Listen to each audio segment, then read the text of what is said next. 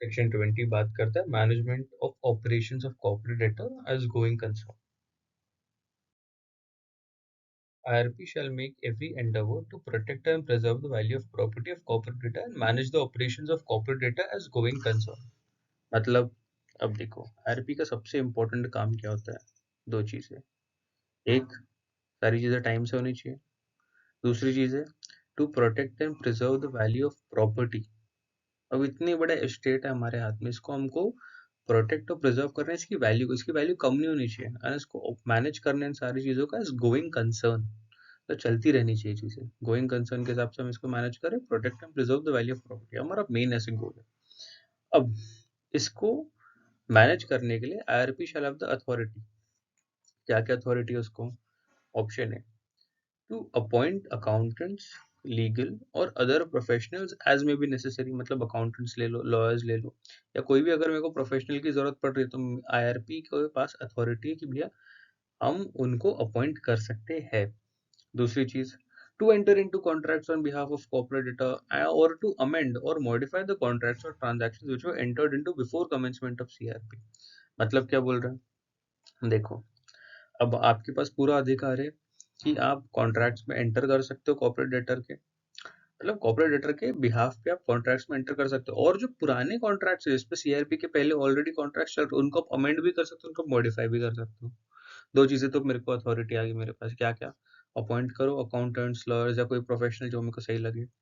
दूसरा कि भैया जितने भी कॉन्ट्रैक्ट्स है कॉर्पोरेट डेटर के बिहाफ पे मैं एंटर कर सकता हूँ एज एन IRP, एंड जितने भी पुराने कॉन्ट्रैक्ट्स है CRP के पहले के, उनको मैं अमेंड कर सकता हूँ, मॉडिफाई कर सकता हूँ. ये दो चीजें मैं क्यों कर रहा हूँ? क्योंकि मेरे को कंपनी के वैल्यू को प्रोटेक्ट करना है, प्रिजर्व करना है, और कंपनी को मैनेज करना है ऑपरेशंस का गोइंग कंसर्न, इसलिए मेरे को अथॉरिटी दी गई है ना. उसके बाद तीसरी चीज क्या है? To raise interim finance. Interim finance मतलब बहुत सिंपल. कंपनी का दिवाला हो गया, कंपनी के पास कोई पैसे नहीं है, अब हमको पूरे 180 दिन तो निकालने हैं, तो 180 दिन कैसे निकालेंगे? तो ऐसे केस में हम थोड़ा सा ना पैसा बोरो करते हैं.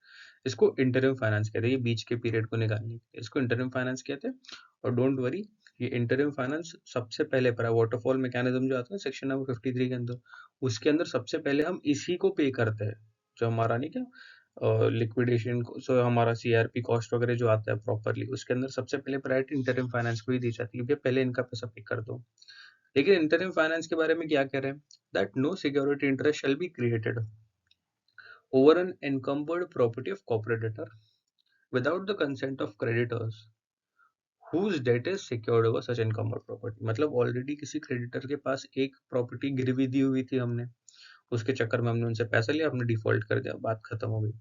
अब CRP चल रहा है. अब इंटरिम फाइनेंस के लिए I as an IRP cannot take the same property. इस पे ऑलरेडी किसी ने अपना गिरवी, किसी और के पास गिरवी प्रॉपर्टी रखी हुई थी.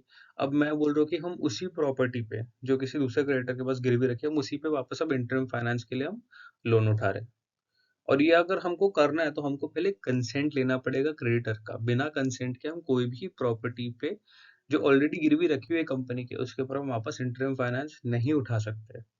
समझा? मतलब इससे दो चीज समझ में आती है कि अगर किसी प्रॉपर्टी ऑलरेडी किसी क्रेडिटर के पास गिरवी नहीं है तो हम उस पे ले सकते हैं इंटरिम फाइनेंस, लेकिन अगर गिरवी है तो मुझे कंसेंट लेना पड़ेगा क्रेडिटर का.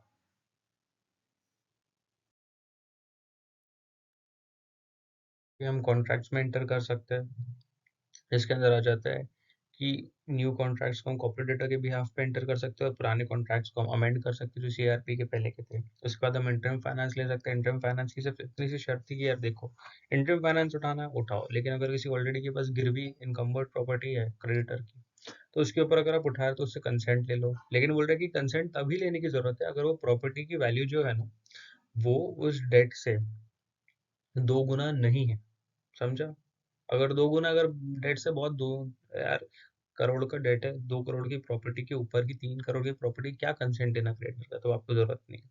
उसके बाद हमको क्या अथॉरिटी थी कि भैया जितने पर्सनल वगैरह, मतलब कौन कौन आ जाते हैं, जो प्रमोटर्स आ जाते हैं और कोई भी जो मैनेजमेंट के अंदर रहते हैं ना इनके एम्प्लॉयज, वो सारे लोगों में आप उनको इंस्ट्रक्शंस दे सकते हो and to take all action necessary to keep the corporate debtor is going concern. Very simple.